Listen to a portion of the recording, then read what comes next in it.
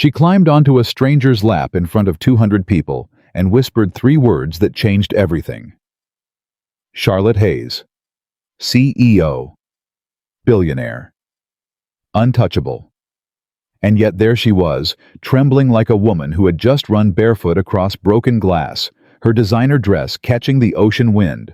Her eyes wide with something that looked nothing like power. It looked exactly like fear. What happened next on that beach wasn't in any business plan. It wasn't calculated. It wasn't strategic. It was the most honest thing she'd done in 15 years. Drop your city in the comments. I want to see how far this story travels. And if it moves, you subscribe. You won't want to miss what comes next. The alarm went off at 5:47 a.m.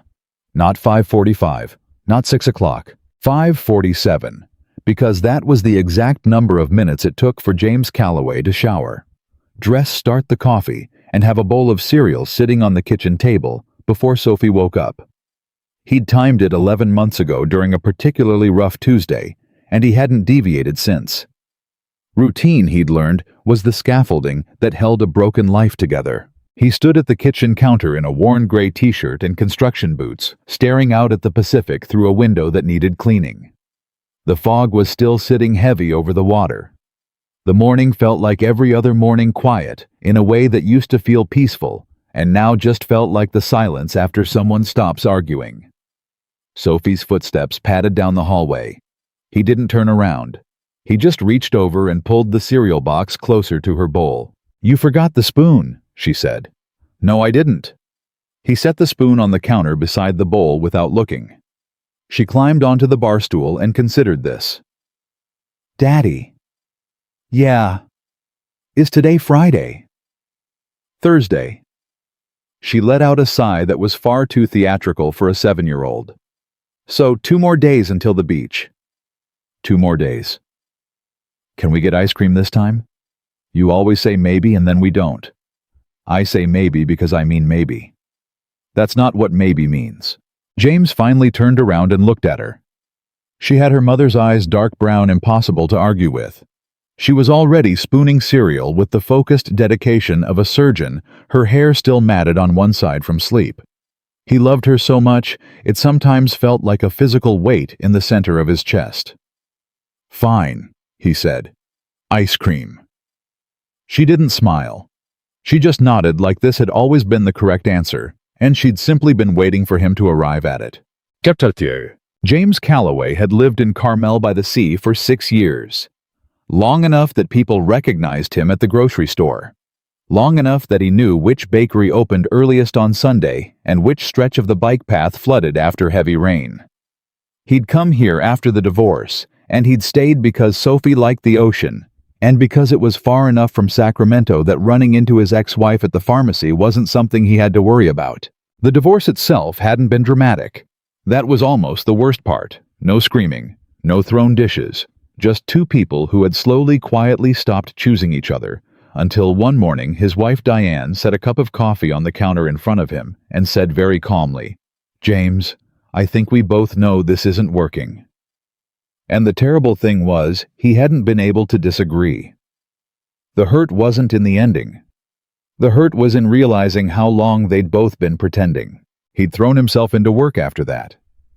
Architecture had always been the one language he spoke fluently, the logic of how things held together, the satisfaction of something built to last. He'd taken a position at Hayes Development Group 6 months after the move, drawn by a portfolio that was genuinely impressive and a reputation for doing things right. He hadn't expected much from a corporate real estate firm. He definitely hadn't expected her. The first time James met Victoria Langston, she was standing at the head of a conference table on the 32nd floor of the Hayes building in San Francisco, dissecting a structural proposal that 3 senior architects had spent 4 months preparing. She wasn't yelling. She wasn't cruel. She was worse than that. She was precise. The load-bearing calculation on the east wing assumes soil compression data from a 2019 survey, she said, without looking up from the document. The site drainage profile changed significantly after the 2021 storm season.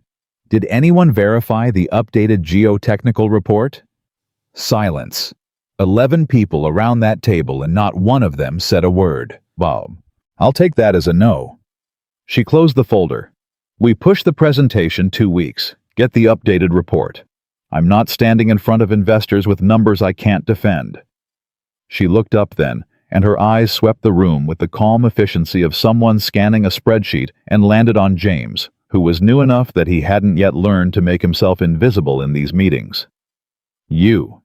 She tilted her head slightly. James Calloway, the new structural consultant. Yes, ma'am. Do you think I was wrong to push back? It was a test. He recognized it immediately. Every person in that room was waiting to see if he'd agree with her, tell her what she wanted to hear. He thought for exactly 3 seconds. No, he said, but I'd push it 3 weeks, not 2.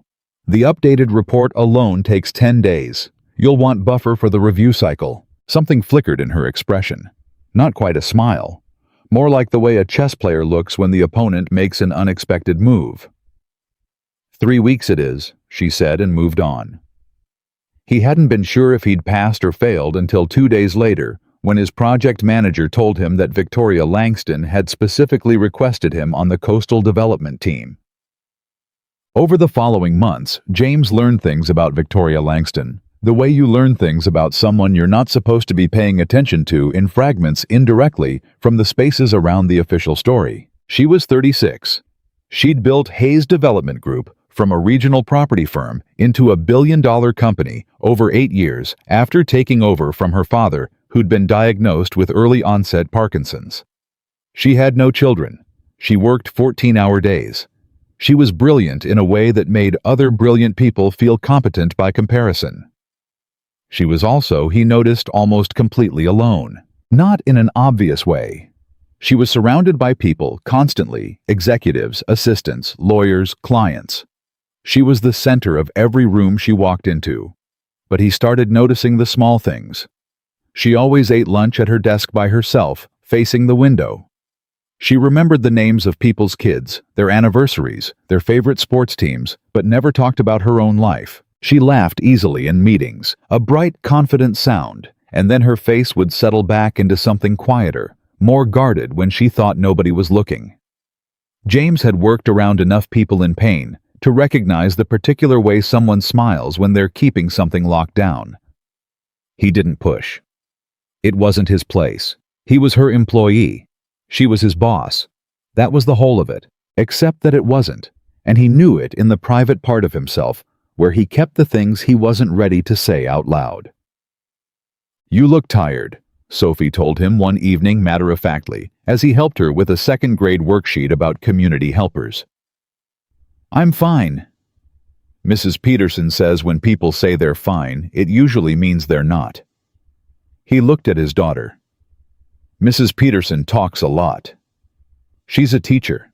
That's her job. Sophie pointed to a drawing of a firefighter on the worksheet. Daddy, do you like your job? He thought about it honestly. Most days, yeah. What about the other days? The other days, I like it less. Is it because of your boss? He blinked. Why would you ask that? Sophie shrugged, coloring in the firefighter's helmet with focused concentration. You always talk about her. You don't talk about any other people at work, but sometimes when you come home you say, Victoria said this, or Victoria thinks that. I think that means she's important. 7 years old. James stared at his daughter and felt simultaneously exposed and deeply impressed. She's important to the project, he said carefully. She's a good professional. Sophie looked up at him with those impossible brown eyes. Is she nice? He thought about the way Victoria had quietly arranged for his travel schedule to be adjusted when Sophie got sick last February, without drawing attention to it, without expecting thanks. Yeah, he said. She's nice, in her own way. Sophie went back to her coloring. I think you should tell her that. Tell her what? That you think she's nice. She sounded completely reasonable. People like to hear that. He opened his mouth, closed it, and went back to the worksheet. Out of the mouths of babes. 3 weeks before the beach retreat, James was working late in the coastal development office when he heard footsteps stop outside his door. He didn't look up. Team meeting was an hour ago. Pretty sure I got all the notes. It's not a meeting. He looked up. Victoria Langston stood in the doorway in a charcoal blazer and a silk blouse, the color of deep water, holding 2 paper cups of coffee. Her hair was down. He almost never saw it down. It changed the geometry of her face somehow. Made her look younger, more uncertain. She held out one of the cups. "I made the intern run the machine again," she said. His first attempt was aggressively bad. James took the cup. "You didn't have to do that." "I know." She didn't move to leave. "You've been putting in 12-hour days on the Harbor West section. The new load calculations were correct, by the way. Better than correct, they solved a problem the original team didn't even identify." "Thanks. I'm telling you because I mean it, not because I'm trying to be encouraging." He studied her for a moment. "There's a difference." In most offices, no. In this one, she seemed to choose her words carefully. "I try to make sure there is." He believed her. That was the thing about Victoria Langston. She was a lot of things, demanding, intense, occasionally terrifying. But she was never dishonest. Not about work. Not about what mattered. He'd always respected her for that. Now, watching her stand in the doorway of his office with her hair down and 2 cups of coffee at 9 o'clock at night, he felt something shift quietly, like a door opening somewhere in the back of a house. He chose not to look at it directly. "The retreat," she said. "Next month. I know it's a commitment on top of everything else. I'll be there." "Sophie's okay with it." He paused, not because the question surprised him, but because of how naturally she'd asked it. Like his daughter's feelings were a real factor. Like they mattered. "She'll be fine," he said. "My sister's going to cover the weekend." Victoria nodded, looked at her coffee cup, looked back at him. Something moved across her face, something complicated and quick like weather. "Good," she said. "I'm glad you're coming." And then she was gone, her footsteps quiet in the empty hallway. James sat in his office for a long moment, holding the coffee she'd brought him. He drank it slowly. Outside, the Pacific fog was coming in off the water, rolling in thick and gray over the city lights. He sat there until the cup was empty, and the building was silent. And he thought about things he had no business thinking about. The way she'd said, "I'm glad you're coming," like she meant something more specific than the project.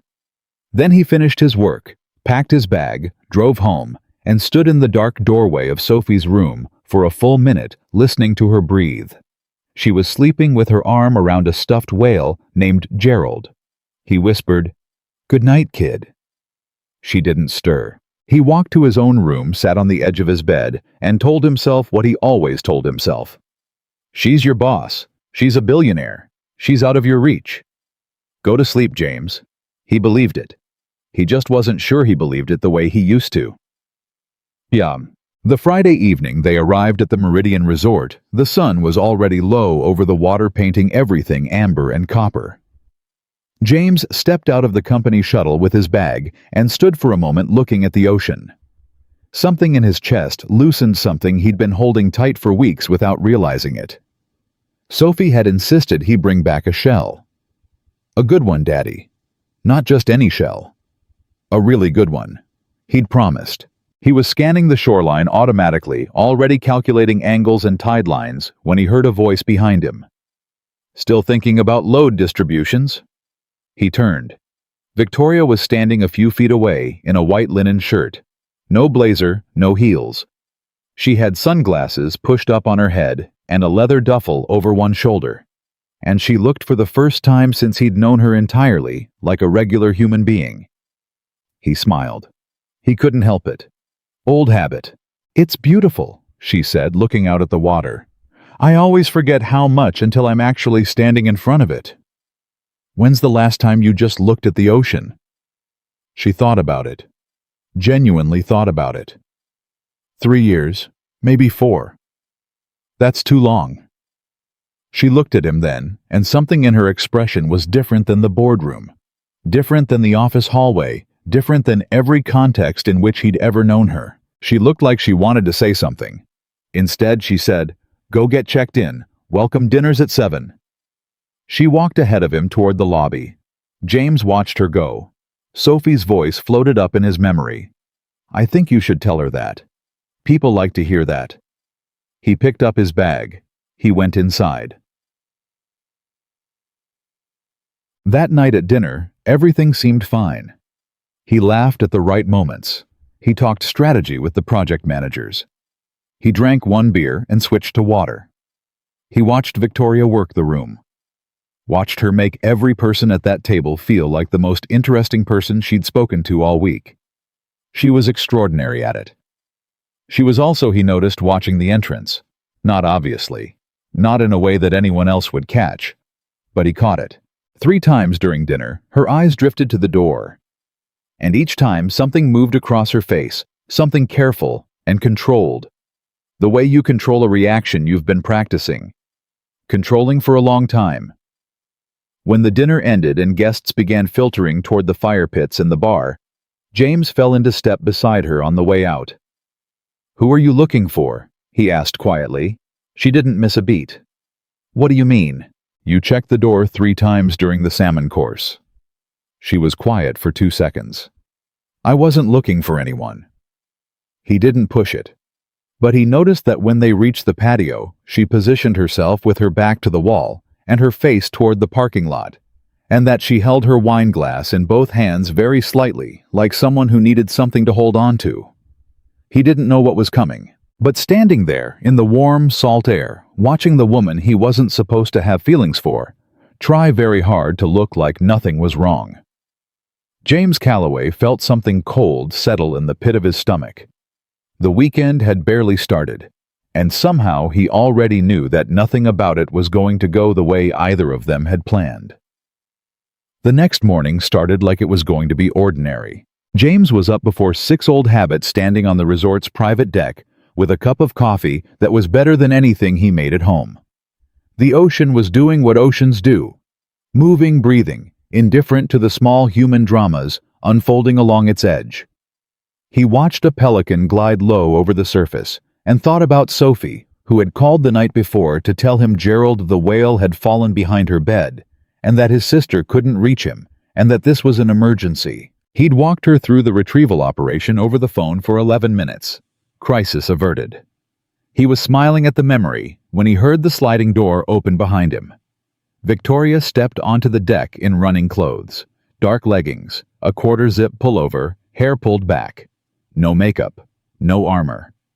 She stopped when she saw him, and for just a half second, something crossed her face that looked almost like relief. "You're up early," she said. "Always." He held up his cup. "Coffee's decent, better than the office machine." "That's a low bar." She leaned against the railing a few feet from him and looked out at the water. She didn't say anything for a moment. The silence was the comfortable kind, the kind you only get with someone you've been in enough quiet rooms with to stop filling every pause. Then she said, "How's Sophie?" Gerald fell behind the bed. "We handled it." Victoria looked at him. "Gerald?" "The whale." She laughed, a real one, not a boardroom one. It caught him off guard every time, that laugh. It was nothing like the polished, confident sound she deployed in meetings. This was warmer. Slightly unguarded, the laugh of the actual person underneath the title. "Tell her Gerald's brave," Victoria said. "Surviving the dark abyss under the bed. That's character building." "I'll pass that along." He paused. "She'll want to know who said it." Victoria looked back at the ocean. "Tell her a friend." He noticed she didn't say your dad's boss. He noticed, and he didn't comment on it, and he filed it away in the part of his mind where he kept everything else about Victoria Langston that he wasn't ready to examine too closely. "You go for a run every morning?" he asked. "I try. It's the only hour where nobody needs anything from me." She stretched one arm across her chest, casual, automatic. "At the office, the second I walk through the door, there are 17 things that can't wait. Out here, if I move fast enough, I get 60 minutes of not being anyone's answer." "That sounds lonely." She looked at him sharply. Not offended, something else, like he'd accidentally said the exact right thing in the exact wrong moment. "It is," she said quietly. And then, like she hadn't meant to say it, she pushed off the railing. "Morning run. I'll see you at the breakfast briefing." She was gone before he could respond. He stood on the deck holding his coffee, watching the Pelican make another pass over the water. "It is." 2 words. She'd said them like a confession she hadn't planned to make. He drank the rest of his coffee and went inside to get ready, and he told himself that it wasn't his job to figure out what was underneath them. He almost believed it. The morning briefing went long the way they always did when you put 12 engineers and developers in a room with a set of site plans and not enough wall space for all the diagrams. James spent 3 hours in a rhythm he knew well. Questions, counterpoints, adjustments, coffee refills. More questions. He was good in these rooms. He knew how to hold the technical thread without losing the human one, how to tell the difference between a problem that needed solving and a problem that needed reframing. Victoria ran the meeting the way she ran all her meetings, with a kind of organized intensity that left no room for meandering. She pushed, but she also listened. She cut off tangents, but she never cut off insight. He'd watched her operate in dozens of these sessions, and she still impressed him every time. But today she was off. Not by much, not in any way the room could see. But James had been watching her for 5 years, and he knew the difference between Victoria Langston fully present and Victoria Langston performing fully present.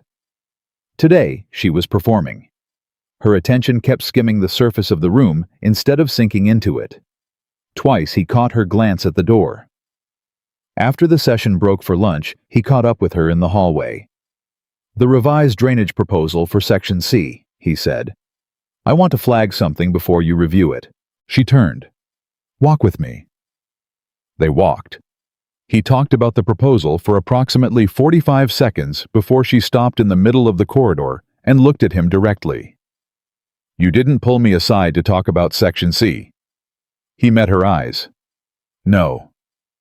"James, something's wrong. You've been checking that door since last night, and this morning on the deck, you looked like someone who hadn't slept." He kept his voice level. Not accusatory, just honest. "You don't have to tell me, but I'm not going to pretend I don't notice." She held his gaze for a moment, 5 seconds, 6 long enough to feel deliberate. "It's nothing to worry about," she said finally. "I promise." "Okay. I mean it.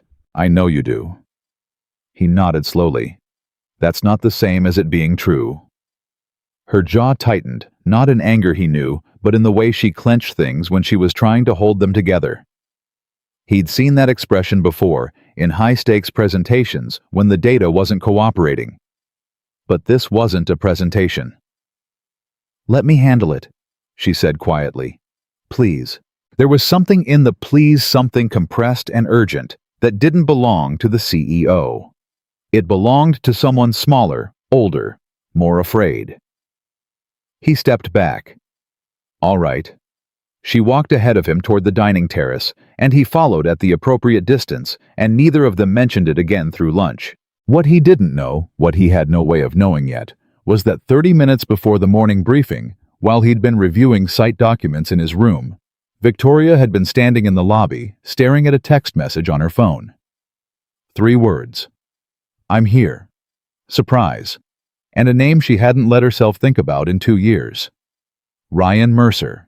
Ryan Mercer had been at various points in Victoria Langston's adult life, the most charming man she'd ever met, the most promising future she'd ever imagined, and the most devastating ending she'd ever survived. They'd met when she was 29, before the company was what it was now, when she was still building, still staying up until 2 in the morning, with spreadsheets and zoning maps, and the particular terror of someone who has bet everything on a single hand and is waiting to see if it pays.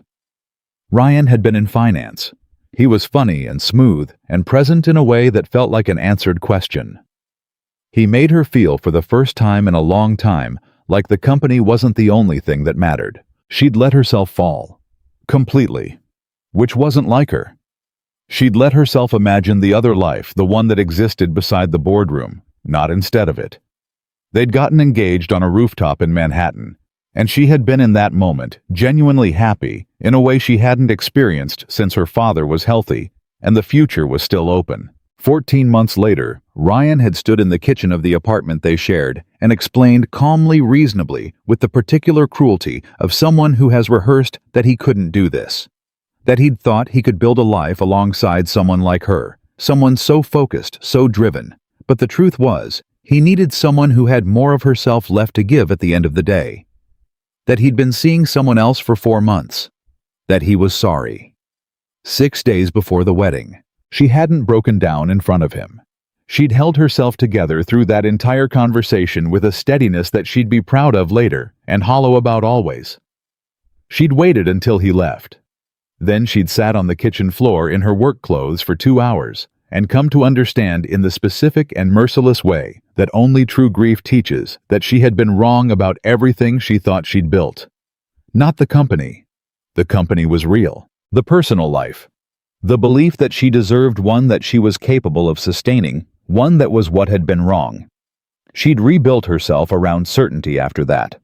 She'd made the company bigger, the vision clearer, the standards higher. She'd stopped letting people too close. She'd smiled when smiling was required, and deflected when deflecting was necessary, and kept every wall high enough that nothing could get in and do that kind of damage again. And then Ryan Mercer had texted her from the lobby of her resort. She found him at the outdoor bar at 1:30 in the afternoon, sitting with the specific casual ease of someone who has never once in his life walked into a room and doubted whether he belonged there. He was tan. He looked well. His hair had a little gray at the temples now, which somehow made him look more put together, not less. She hated that. He stood when he saw her. V. Nobody called her that anymore. She'd stopped allowing it. Ryan. She didn't sit. What are you doing here? I heard through the Carver group that Hayes Development was booking out Meridian this weekend for a retreat. He smiled that smile, the one she'd spent 2 years systematically dismantling her response to. Figured I'd be in the area. You figured. I wanted to see you. You could have called. Would you have answered? She held his gaze. No. He nodded slowly, like this was acceptable information, like her clearly stated boundary was simply data to be processed and worked around. I've been thinking about you, V. I made mistakes, I know that. I've known it for a long time. Ryan. I'm not asking for anything dramatic, just a conversation, a meal maybe. He tilted his head. For old times. She stood very still, the way she went still, when something was threatening to destabilize her in public, and she thought about what to say. She thought about being cold, being professional, being the version of herself that had no history with this man. I'm here for work, she said flatly. I have a full schedule. I'm sure you understand.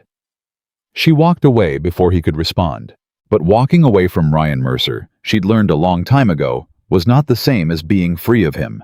He had a particular talent for making himself present even in the rooms he wasn't in. She could feel him behind her as she crossed the terrace. She could feel the conversation that had just happened sitting in her chest like something undigested. And she knew in the practical, strategic part of her brain that almost never stopped working that he was going to try again. That he hadn't driven however far he'd driven to have a 5-minute conversation and go home. Ryan Mercer did not accept the first no. He never had. That was the part she'd once found romantic. She understood now that it was something else entirely. She spent the afternoon in back-to-back working sessions, which helped. Work always helped. Numbers didn't have histories. Site plans didn't have feelings. She could sink into the technical language of load and structure and capacity, and feel for hours at a stretch like a person who had everything exactly organized. James was in 2 of the sessions. He didn't bring up their hallway conversation. He focused on the work, asked the right questions, pushed back on 3 assumptions that deserved pushing back on. He was, as always, exactly as good as she'd known he was when she'd pulled him onto the coastal team 5 years ago. She'd known from that first meeting, the one where he'd told her to push the schedule 3 weeks instead of 2, that he was different. Not flashier or louder or more eager to impress, just steadier.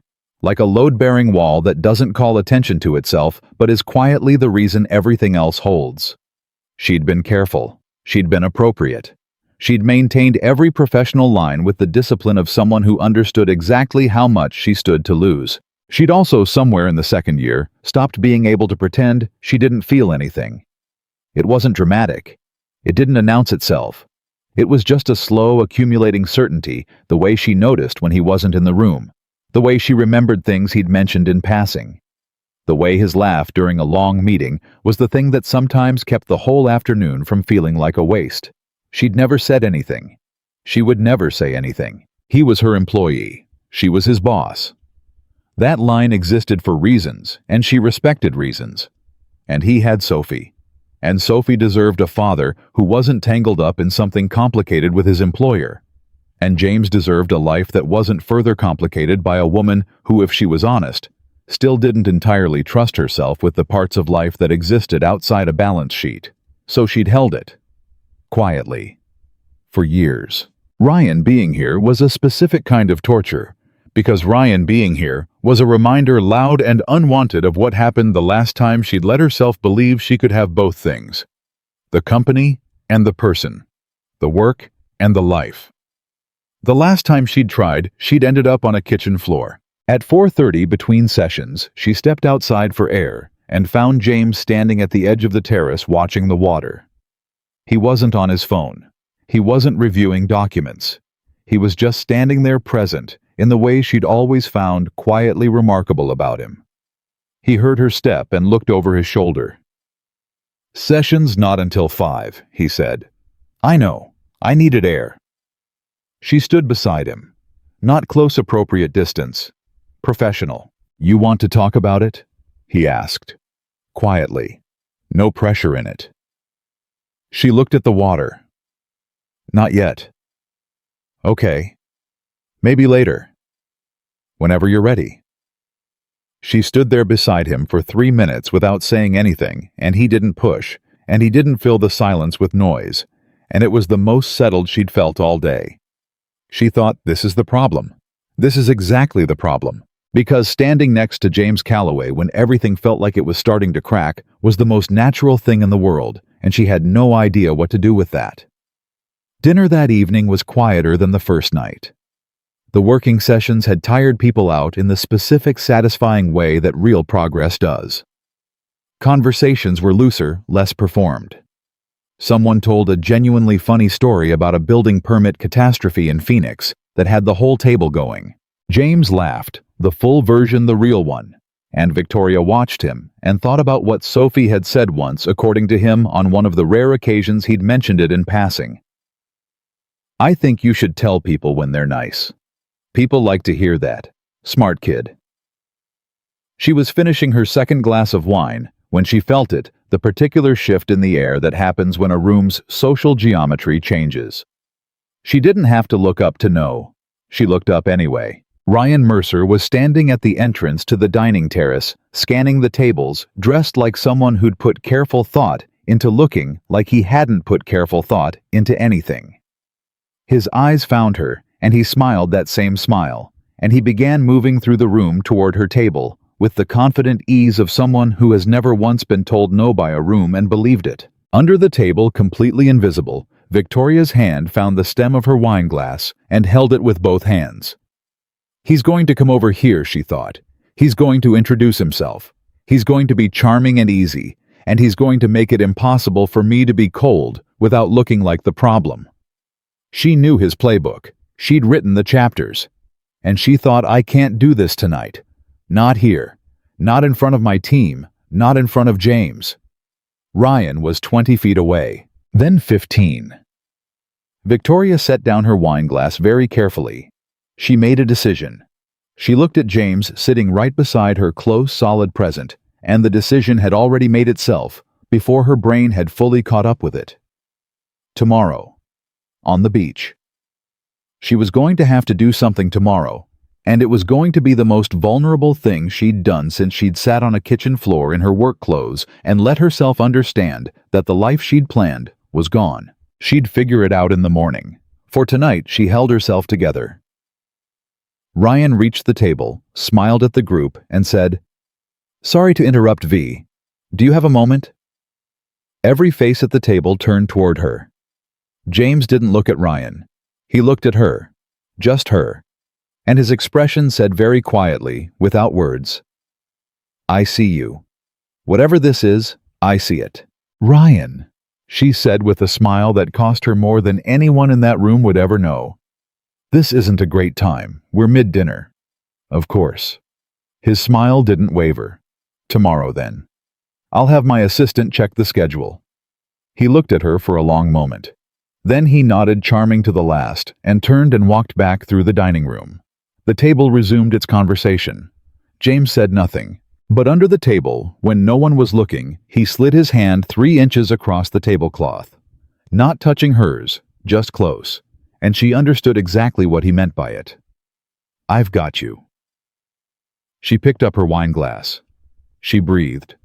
She made it through the rest of the dinner. But that night, lying in a resort room with 400 thread count sheets and a view of the moon on the water, Victoria Langston stared at the ceiling and understood with perfect clarity that tomorrow was going to change something.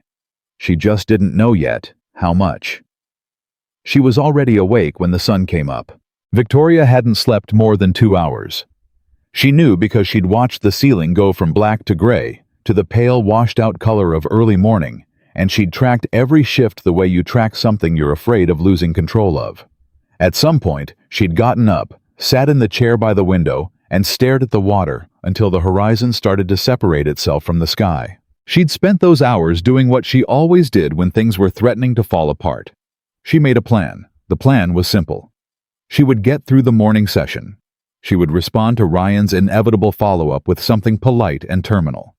She would finish the weekend with her professional dignity intact, and her personal life, such as it was, completely invisible, exactly the way she'd kept it for the past 2 years.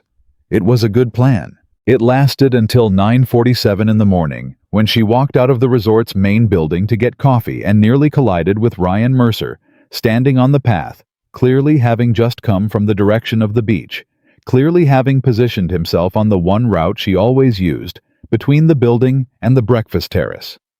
She stopped. He smiled. That smile again, the one she'd once found disarming, and now recognized as a tool. "I was hoping we'd run into each other," he said. "Ryan." She kept her voice even. "I meant what I said last night. I'm here for work. And I'm here because I haven't been able to stop thinking about you." He said it simply, without embarrassment, the way you say something you've decided to use as a weapon by dressing it as honesty. "V, I know I hurt you. I know what I did. But it's been 2 years and I've done a lot of thinking, and I genuinely believe—" "I'm going to stop you there," she said. "Just hear me out." "Ryan, 5 minutes." "I don't have 5 minutes." She moved to step around him. "Excuse me." He stepped with her, not blocking exactly, but redirecting the way he'd always been good at redirecting. "You're running.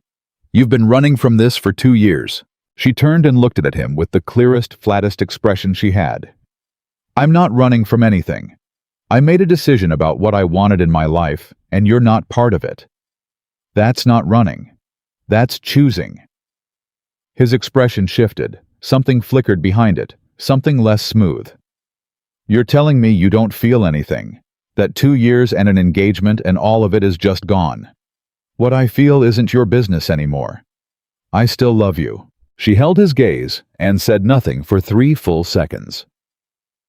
"I hope you find what you're looking for, Ryan," she said. "I mean that, genuinely, but you're not going to find it here." She walked past him. She made it to the breakfast terrace, poured herself a coffee, and sat down at the far end of the table where 2 project managers were arguing about foundation depth. She joined the argument. She focused on numbers. She breathed. She was fine. She was absolutely fine. James arrived at the terrace 20 minutes later. He got coffee, grabbed a plate, and sat down across from her without making anything of it.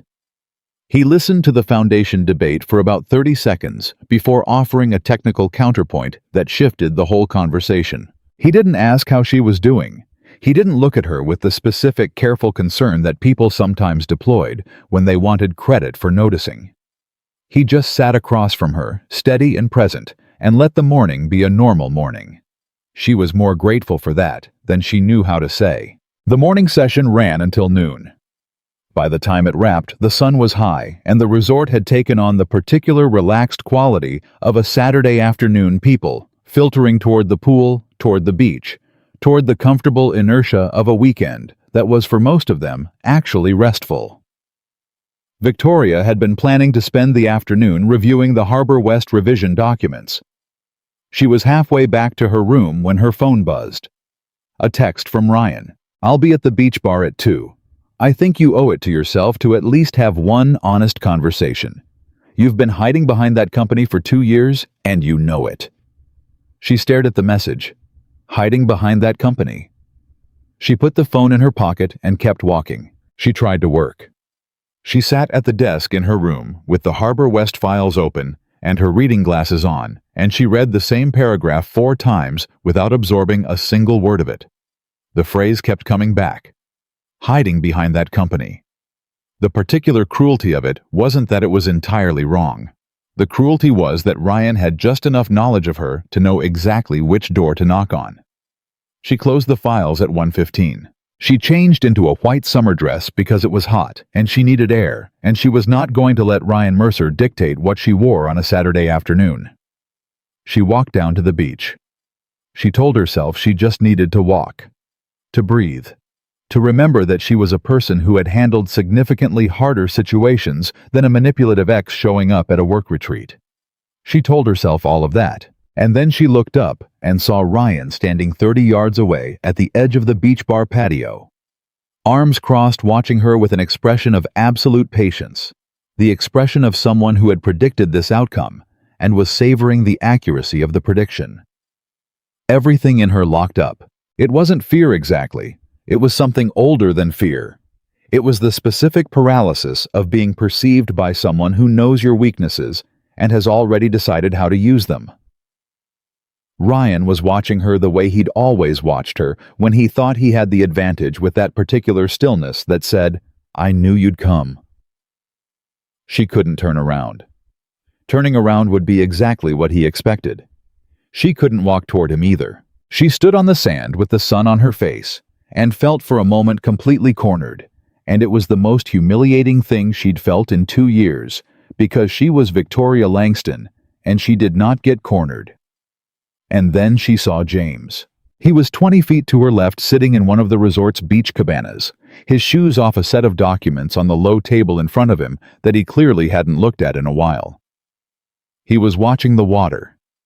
Just watching it the way she'd found him, watching the ocean on the terrace that first morning, like someone who'd forgotten briefly that there was anything else in the world that needed his attention.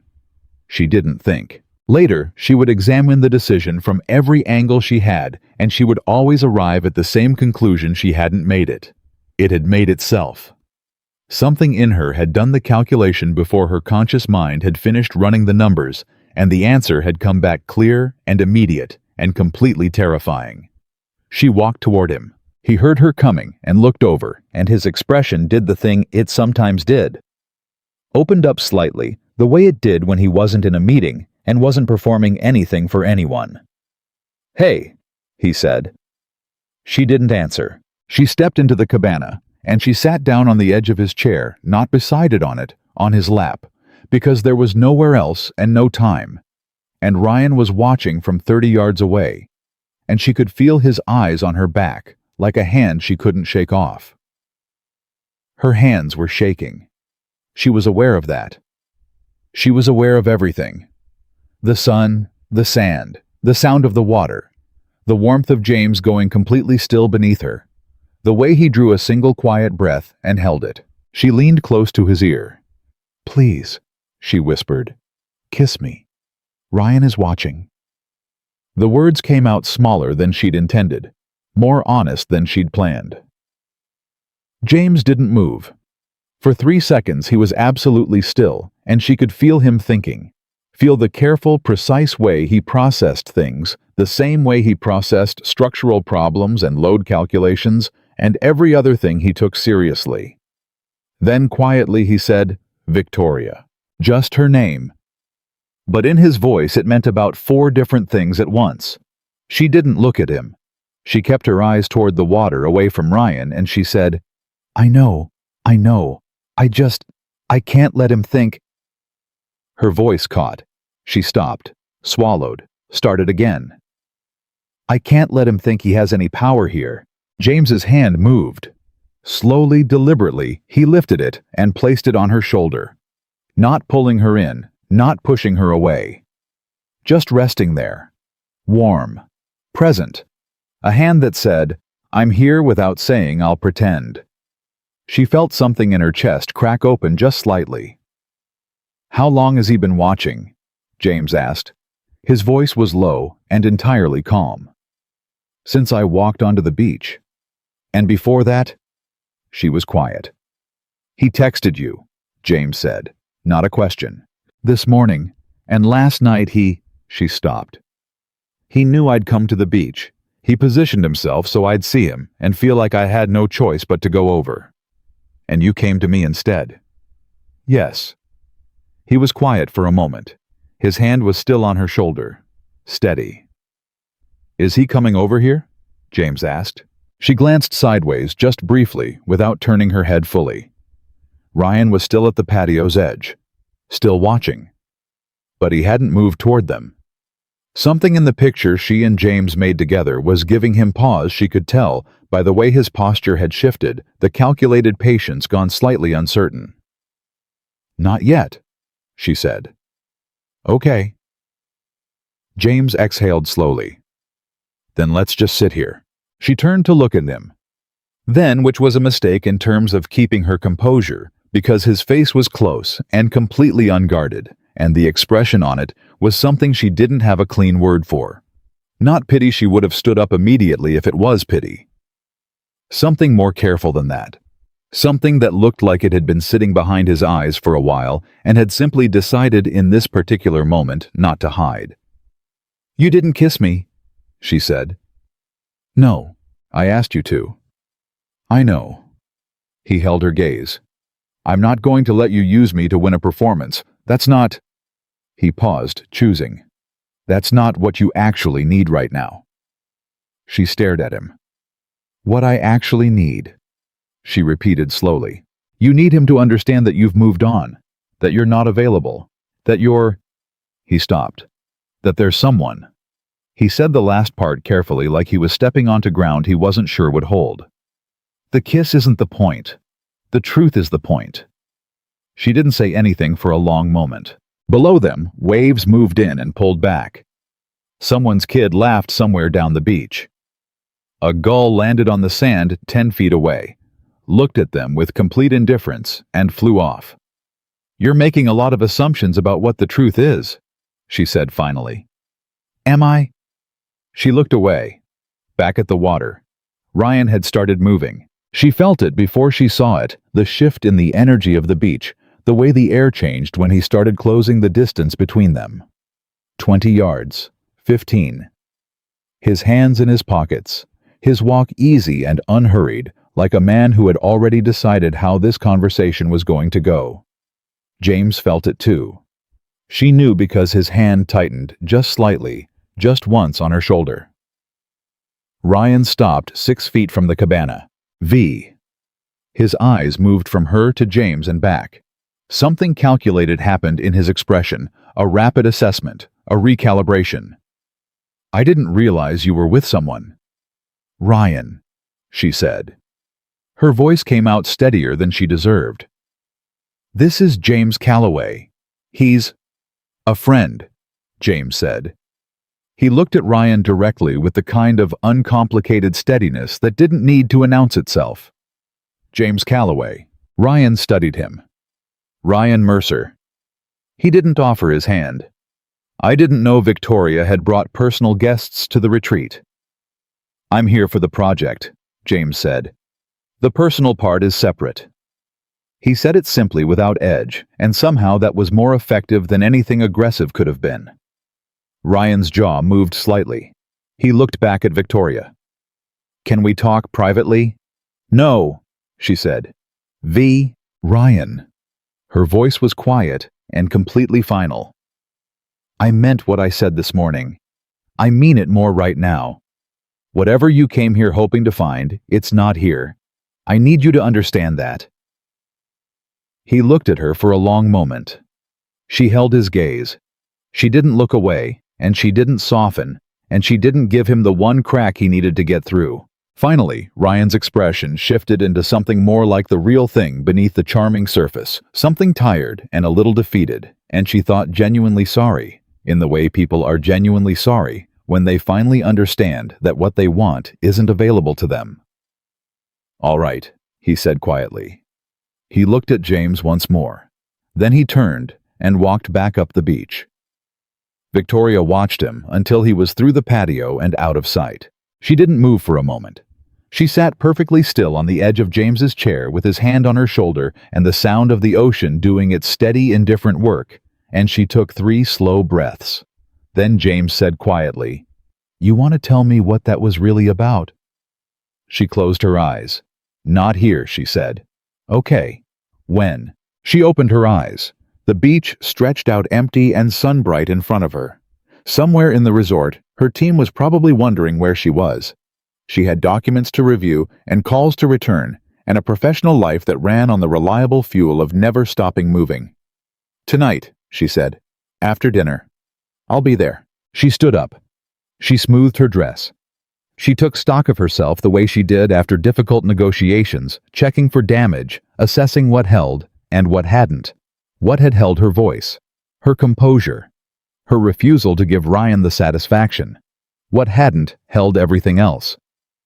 She looked down at James, who was watching her with that expression she still didn't have a word for.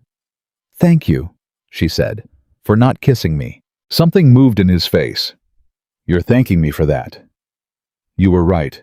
It would have been—" She searched for it. "It would have been dishonest." He was quiet for a moment. Then, "And dishonest doesn't work for you." "It never has." He nodded slowly. "Tonight, then." She walked back up the beach. She didn't look back. She knew he was watching. She could feel it the same way she'd felt Ryan watching, but completely different in every way that mattered. Ryan's attention had always felt like an assessment. James's felt like something being offered. She walked through the resort's side gate and onto the stone path toward the main building, and she thought about what he'd said. "The truth is the point," and "Am I making assumptions?" And she thought about the answer she hadn't given him. The honest one, no, she had not said. "You're not making assumptions." She hadn't said it, but tonight she was going to have to. Because she'd asked him to kiss her in front of 200 square feet of California beachfront, and he'd said no, and the reason he'd said no was because he'd seen her clearly enough to know she needed something more than a performance.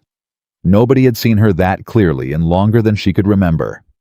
And the terrifying thing, the thing she'd been managing and containing and holding at a careful distance for 5 years, was that she already knew exactly what it meant. She just hadn't yet found the courage to say it out loud.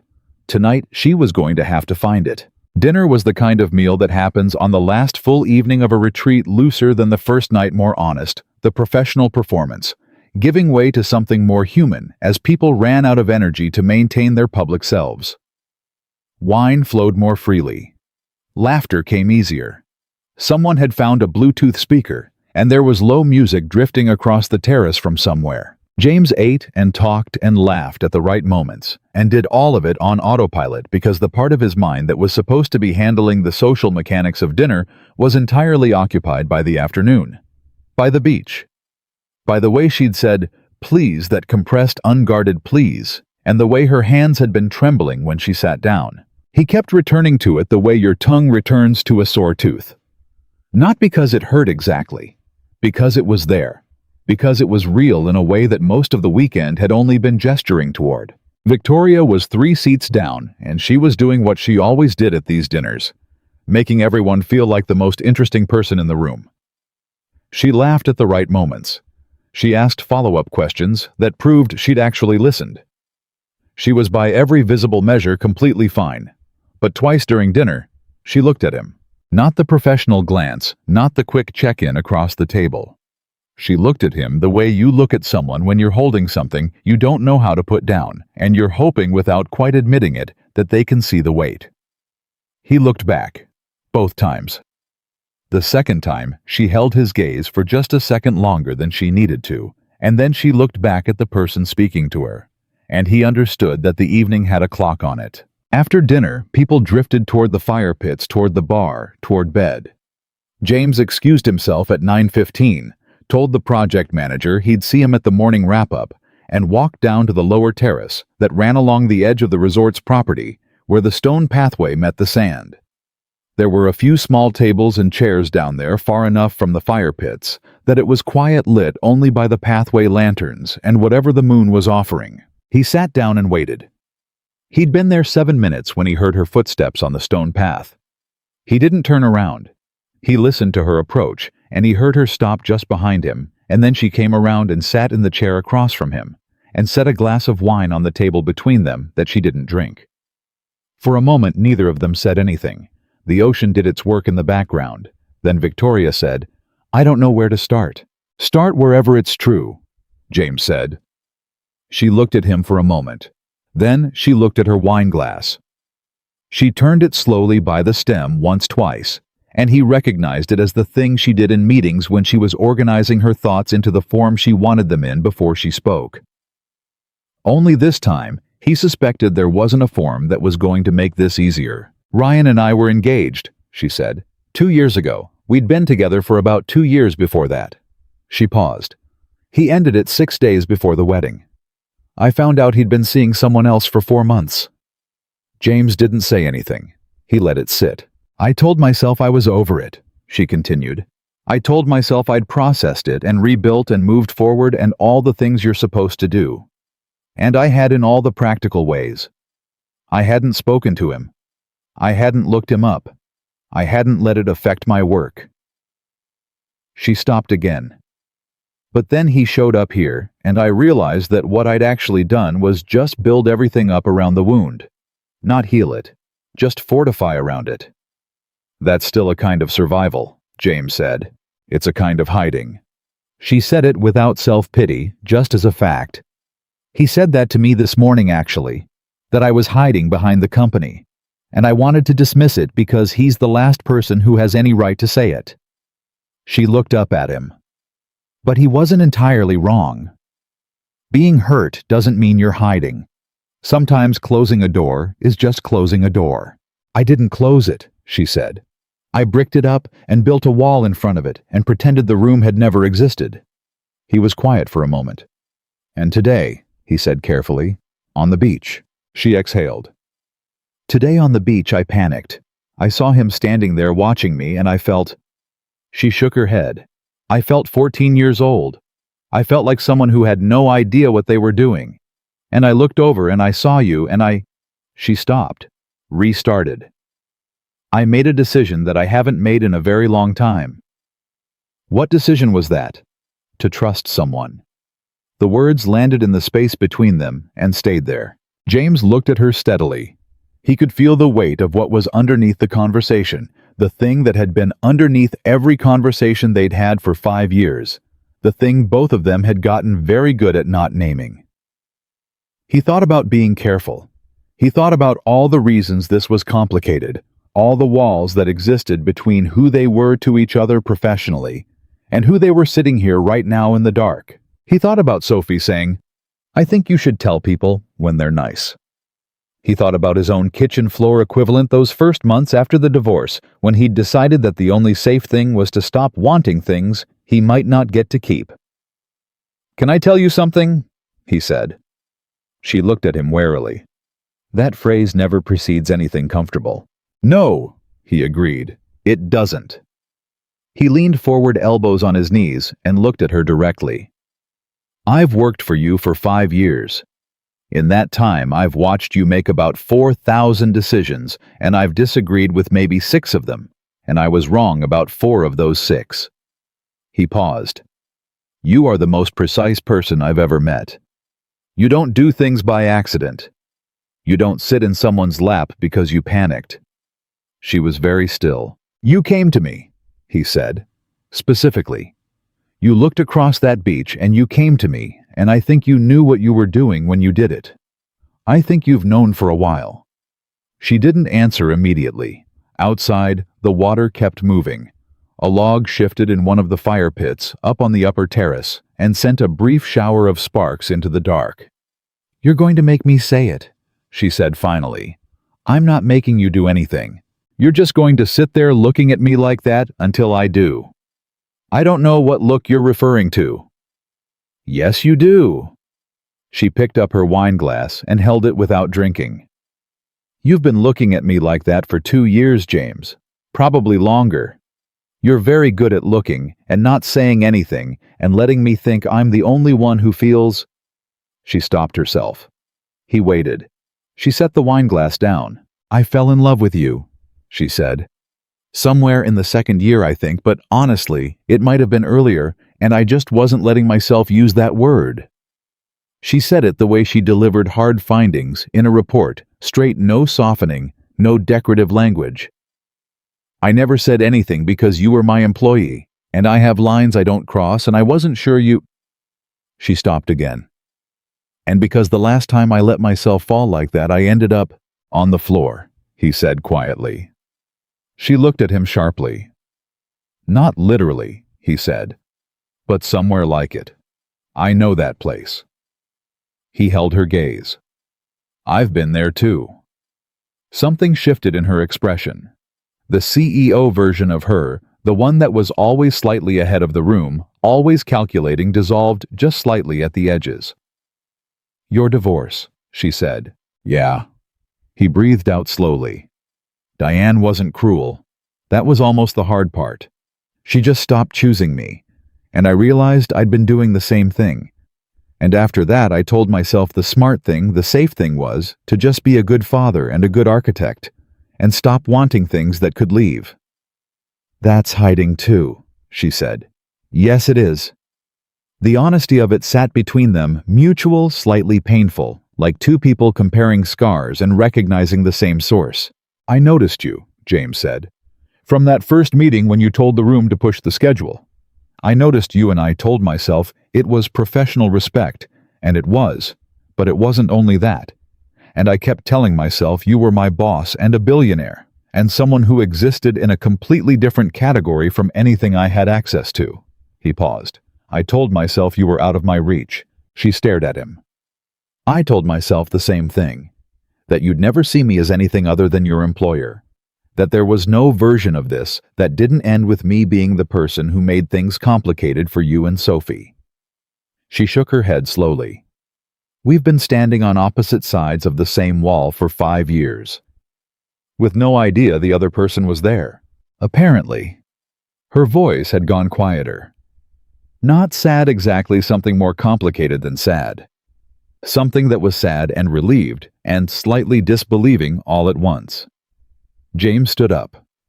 She looked up at him. He held out his hand. Not dramatically, just held it out palm up the way you offer something you're not sure will be taken but are willing to offer anyway. She looked at his hand for a moment. Then she put hers in it. He didn't pull her up. He just held it. Stood there with her hand in his in the dark on the edge of the Pacific Ocean, and let that be enough for right now. Her hand was cold from the wine glass. He was aware of every point of contact. He was aware that this was the first time he'd touched her, actually touched her in 5 years of being in the same rooms. "This is complicated," she said. "Yes. You work for me. I'm aware. Sophie already told me I should tell you that you're nice," he said. Victoria blinked. Then something moved across her face that was fully and completely the real laugh, the warm, unguarded one, that had nothing to do with meetings or boardrooms or the performance of a person in charge of things. "She did not," Victoria said. "She absolutely did, about 6 months ago. I told her you were nice in your own way, and she told me I should say it to your face. She's 7. She's also smarter than both of us combined, apparently." Victoria laughed again, and this time it didn't retreat immediately into something more guarded. It stayed. She shook her head and looked down at their joined hands and laughed in a way that he hadn't heard before, surprised, slightly helpless, entirely genuine. When it faded, she was quiet for a moment. "What do we do?" she asked. "Right now, in general." She looked up at him. "This is genuinely complicated, James. I'm not—" She was careful with the next part. "I'm not someone who does things impulsively. Today on the beach was probably the most impulsive thing I've done since I let Ryan put a ring on my finger. And I need you to know that if this—" She stopped. Started again. "I need it to be real. I can't do a version of this that's halfway. I can't do uncertain or performative or convenient. If we do this, I need it to be honest," he said. She looked at him. "That's what you said on the beach," he continued. "Dishonest doesn't work for you. Same here." He held her gaze. "I have a daughter who needs consistency. I can't introduce someone into her world and then have it fall apart because we weren't honest about what we were doing. So if this is something, it has to be real. The whole thing." "The whole thing," she repeated, like she was testing the weight of it. "Yeah." She looked at him for a long moment. He could see her working through it, not calculating in the cold way, but in the way she worked through things that mattered carefully and honestly, giving every part of it its due consideration. "I've thought about it," she said quietly. "Meeting Sophie. I've thought about what that might look like. I know her cartoon. I know she has a whale named Gerald. I know she likes the beach." She paused. "I've known those things for a long time. Long enough that I should probably have told myself to stop paying attention. But I couldn't." He thought about what she was telling him, that she'd been paying attention to his daughter. That somewhere in the years of holding herself at appropriate professional distance, she'd been keeping track of the small details of a 7-year-old girl's life, because those details connected to someone she loved and couldn't say so. Something tightened in his chest in a way that wasn't painful. "She's going to love you," he said.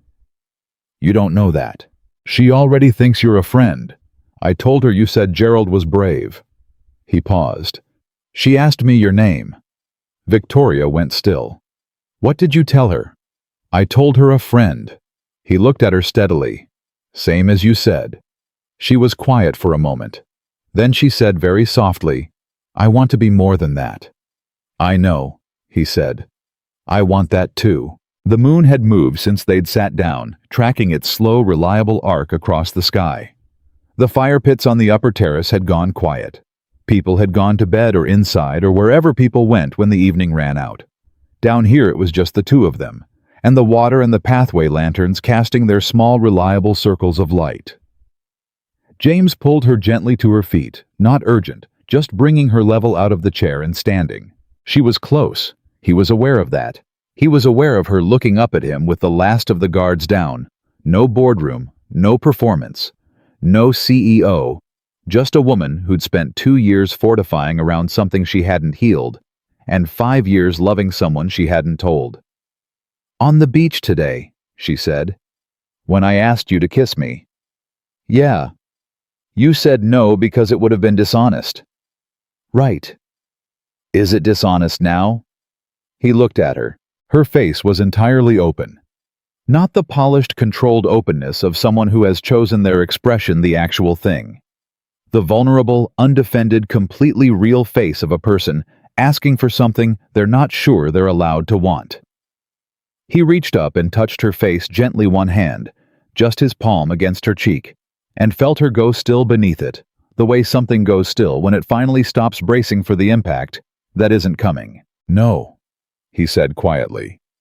"It's not dishonest now." He kissed her, softly, without urgency. The kind of kiss that isn't trying to prove anything, that isn't performance or punctuation or the end of an argument.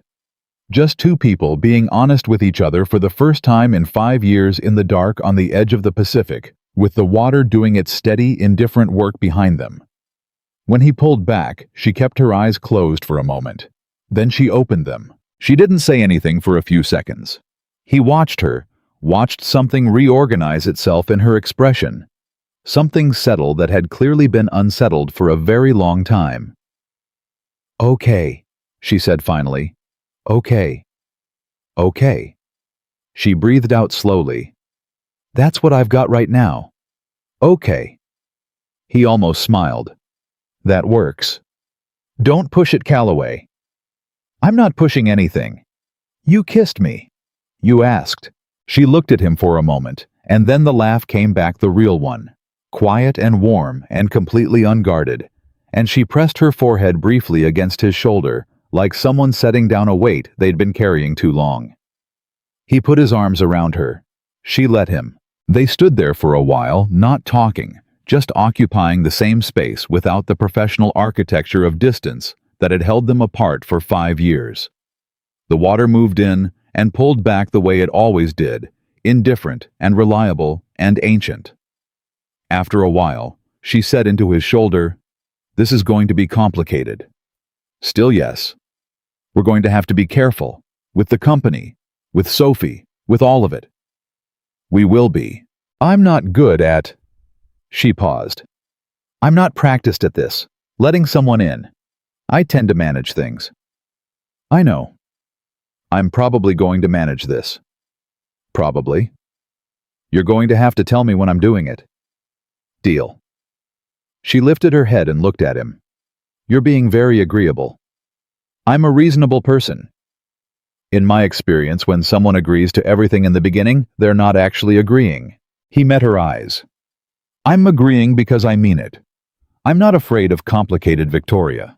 I have a 7-year-old and an ex-wife and a mortgage on a house in a town I moved to because everything fell apart. My whole life is complicated. He said it simply, without drama. I'm not looking for easy. I'm looking for real. She held his gaze. Real, she said quietly. Real. She was quiet for a long moment. The kind of quiet that isn't empty. The kind that's full of things being absorbed and understood and carefully placed somewhere permanent. Then she said, I want to meet her. Sophie. When we get back, when it's right, I'd like to meet her.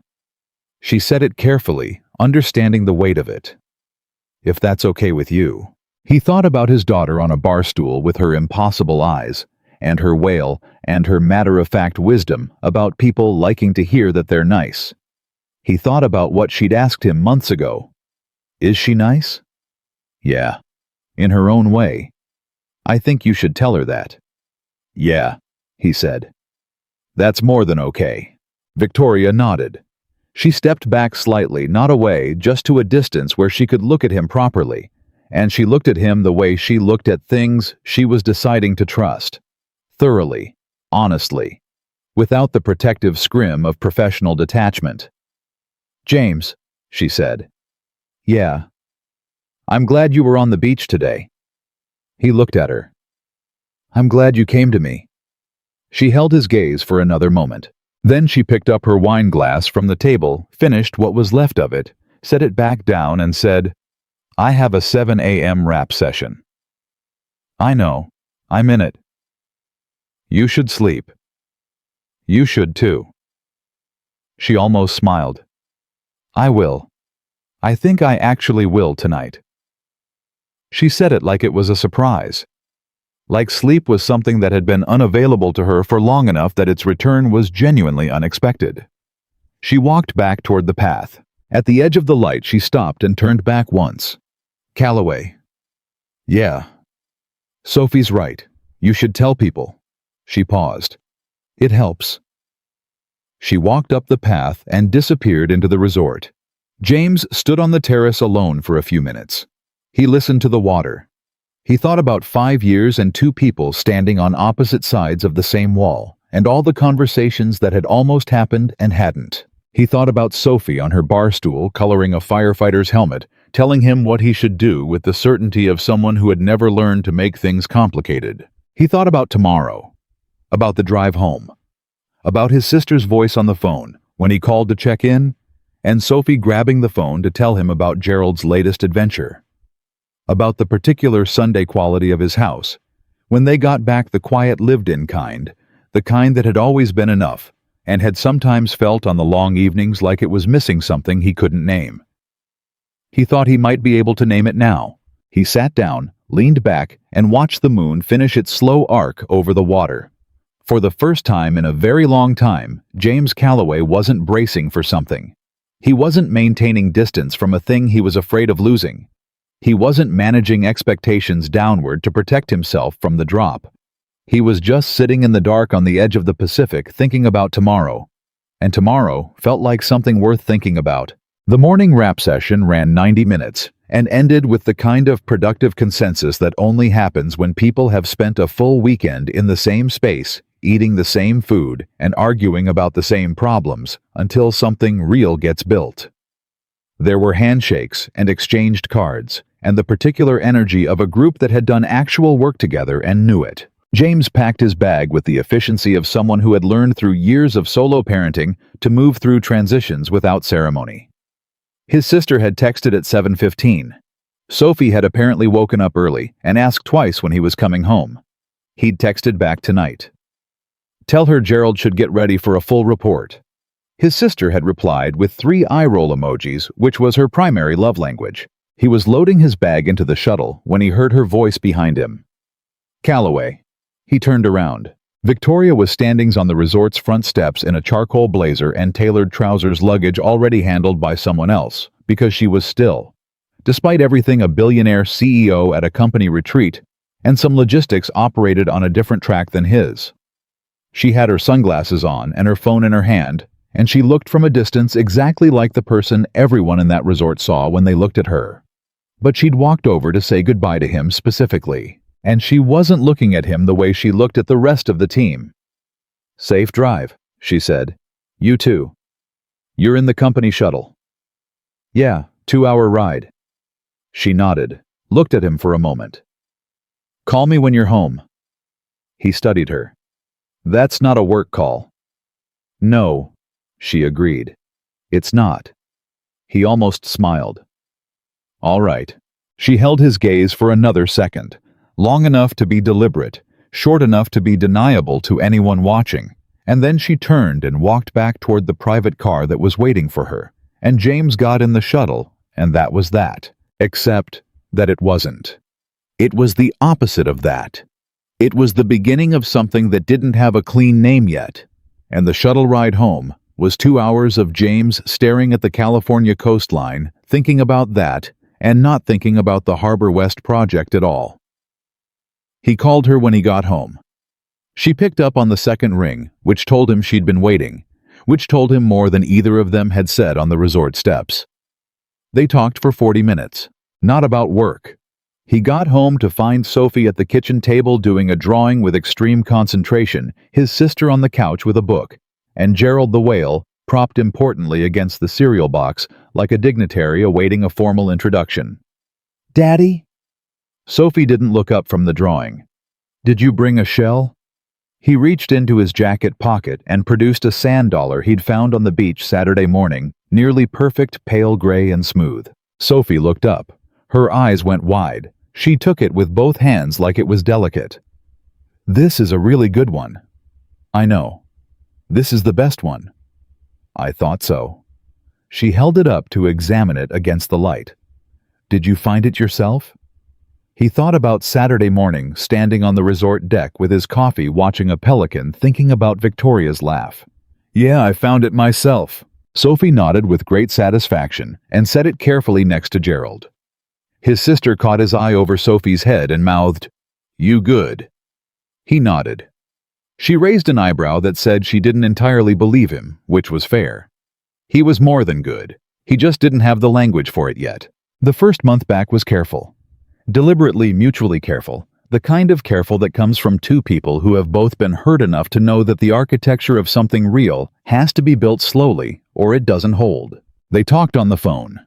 Long calls after Sophie was in bed when the houses were quiet and there was no professional context to hide behind. Victoria called him on a Tuesday to tell him about a zoning dispute that had dissolved in an unexpectedly satisfying way, and he could hear the genuine delight in her voice. And he sat in his kitchen in the dark and thought about how long she'd probably been carrying that delight around with no one to call. He called her on a Thursday when Sophie said something at dinner that made him laugh so hard he almost choked because he needed to tell someone who would understand why it was funny, and she was the person he wanted to tell. She understood. She laughed, the real one, the warm one. She said that, Victoria asked. Completely seriously, completely straight-faced. James? She's going to run something someday, I'm telling you.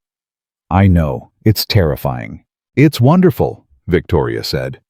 And she said it with something in her voice that he was still learning to name, a warmth that wasn't professional, wasn't performed, wasn't the CEO making someone feel valued. It was the warmth of someone who genuinely cared about a 7-year-old girl she hadn't met yet, because that 7-year-old was half of someone she loved. He heard it clearly.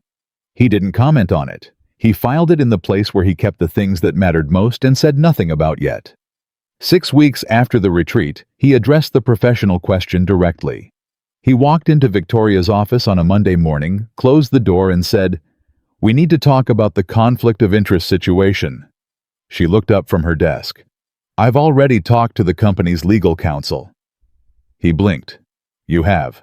2 weeks ago." She set down her pen. "I wanted to know what the proper structure looked like before we had this conversation.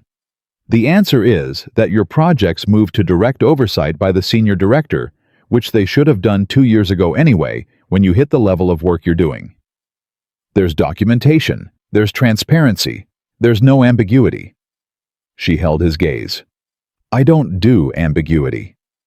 He stood in the middle of her office for a moment. "You already handled it. I handle things. That's what I do." She paused. "I also wanted to make sure there was nothing that could be used against you, or Sophie, or us." The last word came out carefully, deliberately, like she was trying it on for size and finding that it fit. "If this is going to be real, it needs to be clean. I'm not willing to build something on a foundation that has a structural problem in it." He looked at her. "You sound like an architect," he said. Something moved across her face, fond, and slightly surprised at itself for being fond. "I've been around one long enough." He sat down across from her desk. "Okay, so what do we do?" "You keep doing your job, which you do exceptionally. The oversight structure changes, which makes sense regardless. And we—" She stopped. "We do this properly." "What does properly look like to you?" She was quiet for a moment. "It looks like honesty at every step. It looks like not hiding. It looks like—" She seemed to find it. "It looks like showing up." He nodded slowly. "All right." "I want to meet Sophie," she said. "I know we said soon. I mean soon, actually. Not eventually. Soon." "She already knows your name," he said. "I told her a friend was going to come for Sunday breakfast." Victoria stilled. "You already told her?" "I told her a friend. Same rule as the resort." He met her eyes. "She asked if you liked pancakes." Victoria laughed, sudden and unguarded, the kind that caught her off guard. "What did you tell her?" "I said I'd find out." "I love pancakes." "Good. She makes them with her aunt on Saturdays. She'll want to practice before you come." Something happened in Victoria's expression. Then something that moved through her eyes and settled there, quiet and permanent, like a thing that had finally found the shelf it belonged on. She looked at him across her desk, with all her walls down, no performance, no management, just a woman who had spent 2 years rebuilding around a wound and was for the first time considering that the rebuilding might not have to be the whole story. "James," she said. "Yeah." "Thank you." "For what? For not kissing me on the beach." She said it simply, without irony. "For making me say the true thing instead." He held her gaze. "Anytime." She picked up her pen. "Now get out of my office. I have a 9:30. He got up, walked to the door, stopped with his hand on the frame. "Do you actually like pancakes, or were you just saying that?" "I genuinely love pancakes, blueberry specifically." "I'll let her know. She'll take that very seriously." "Good," Victoria said. "She should." He went back to work. Sunday breakfast happened 3 weeks later on a morning in early November, when the fog was doing its slow retreat off the California coast, and the kitchen smelled like butter and warm batter, and the particular comfortable chaos of a 7-year-old who has been preparing for something. Sophie had been up 45 minutes early. She'd set the table herself, which she'd never volunteered to do in the history of James's memory. She'd arranged Gerald on the windowsill with what appeared to be intentional ceremony. She'd changed her outfit twice. When the doorbell rang, she froze at the kitchen counter, spatula in hand, and looked at her father with enormous eyes. "She's here," Sophie said. "She's here," he confirmed. "Do I look okay?" "You look great." "Is my hair—" "Sophie, you look great." She took a breath, squared her small shoulders in the way she squared them when she was preparing for something important. "Okay," she said. "Okay." James opened the door. Victoria stood on his porch in jeans and a soft blue sweater, her hair down, holding a brown paper bag from the bakery 2 blocks over. No blazer, no heels, no armor. She looked like a person who had chosen carefully what to leave at home this morning, and it showed. She looked at him. He looked at her. "Blueberry scones," she said, holding up the bag. "In case the pancakes needed backup. Smart strategy. I'm known for those." He stepped back to let her in, and she stepped through the door into his house. The actual house, the real one, with the slightly worn rug, and the drawings on the refrigerator, and Gerald's previous habitation zone visible as a slight impression in the couch cushion. And she took it all in with the quiet, genuine attention of someone who had been imagining this space for a long time, and was now finally inside it. Sophie appeared in the kitchen doorway. She was holding her spatula like a scepter. Victoria looked at her. Sophie looked at Victoria. There was a pause that lasted approximately 4 seconds and contained James' estimated about 40 years' worth of mutual assessment. Then Sophie said, "Did you bring anything?" "Sophie," James started. "Blueberry scones," Victoria said, completely unbothered. She held up the bag. "I heard you were making pancakes. I thought scones could be the backup plan." Sophie considered this with the seriousness it deserved. "That's good thinking." "Thank you, I try." "Blueberry is my second favorite, after strawberry." "Good to know. I'll remember that." Sophie looked at her for another moment. Then she turned and walked back into the kitchen with absolute authority. "The pancakes are almost ready. You can sit down." Victoria looked at James. James shrugged. "You've been summoned." They sat down at the kitchen table. The same table where he'd done homework with Sophie 1,000 times. Where they'd eaten approximately 300 bowls of cereal. Where Sophie had announced once that she intended to be an astronaut veterinarian. And this was not a topic open to debate.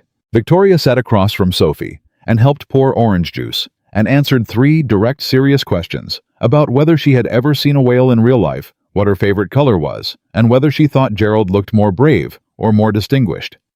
She answered all 3 without missing a beat. "Brave," she said, looking at Gerald on the windowsill. "Definitely brave. You can see it in how he's sitting." Sophie nodded slowly, deeply satisfied. "That's what I thought." James watched this from the stove, where he was technically supervising the pancakes, but mostly just watching, and he felt something happen in his chest that he didn't try to manage or contain or protect himself from. He just felt it full and warm and slightly overwhelming, the way things feel when they turn out to be real.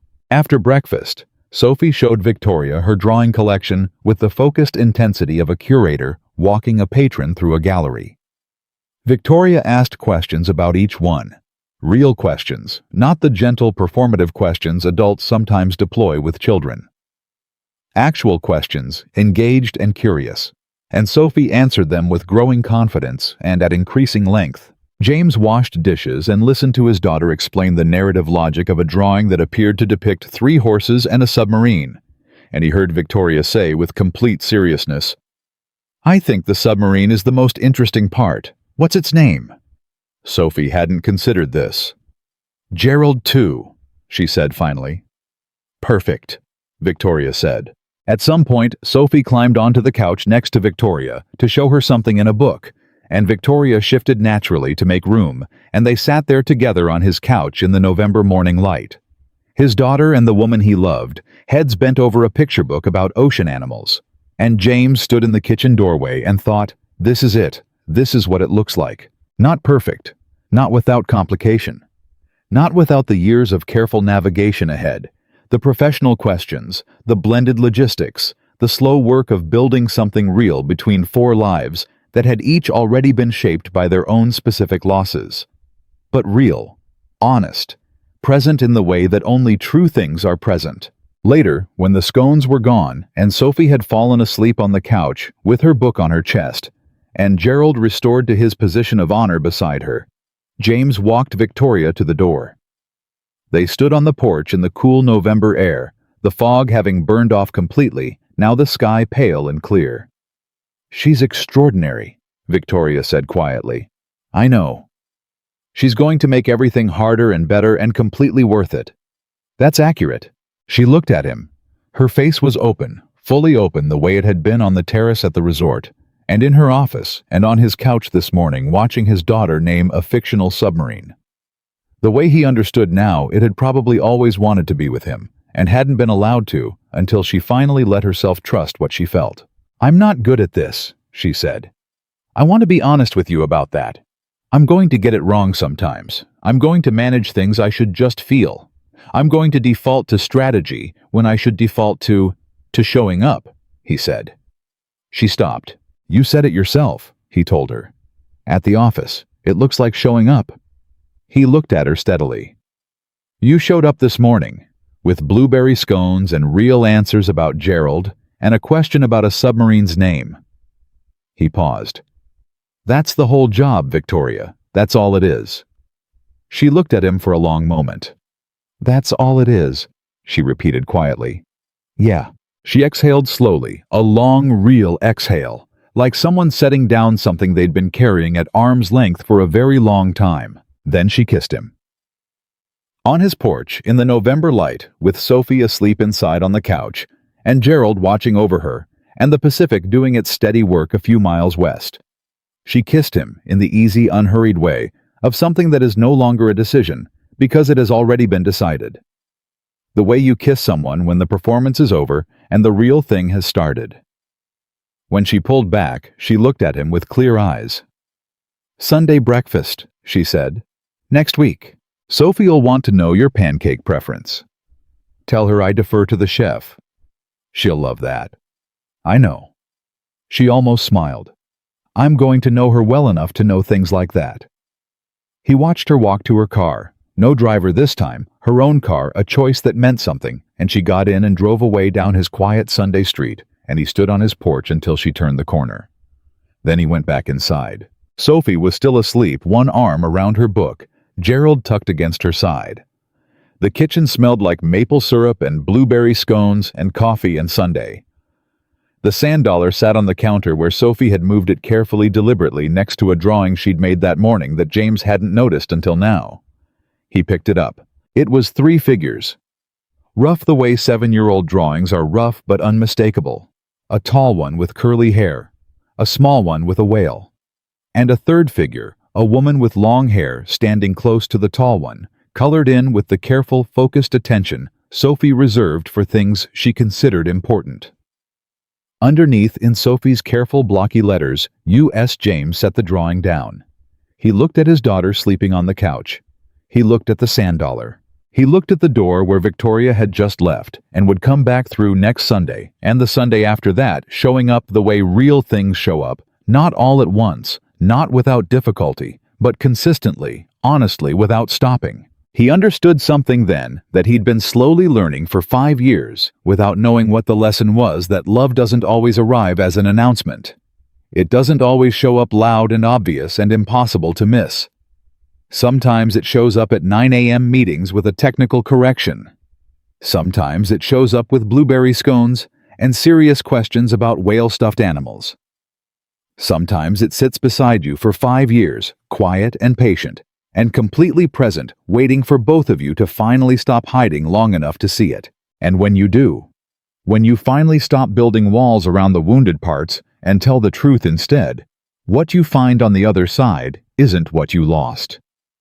It's something better. Something that knows the weight of what you've already carried and shows up anyway. Something that calls a fictional submarine Gerald 2 without missing a beat.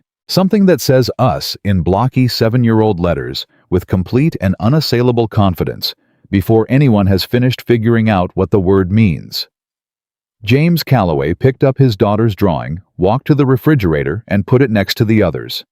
Then he poured himself the last of the coffee, sat down at the kitchen table, and let the Sunday morning be exactly what it was: full and warm and finally completely real.